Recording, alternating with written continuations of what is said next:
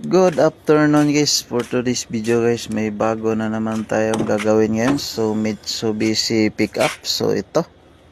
So labas pa yung tanggisin natin. So ito guys, kakatapos lang namin to binaklas yung makina nito. So ito yung makina niya, 4 cylinder. So ito. So gasoline. So sa mga car owners yan. So mag-ano talaga tayo, mag-change oil pag umabot na yon sa punto ng kilometer reading yung makina nyo. So lagi tayong mag-change oil. So bakit ba to kumatok tong makina na to? So yung nito, yung issue nito, so nasira yung oil pump nito, kaya kumatok yung makina. So hindi naman siya nag-overheat, so ayos yung temperature niya.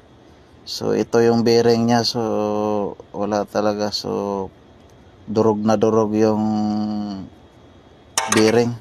So yung camshaft bearing at sa connecting bearing. So yung issue talaga nito yung oil pump. So mahina na yung ng lubricate ng oil. So ito yung nangyari. So yun na guys, thank you for watching guys, and see you on the next video.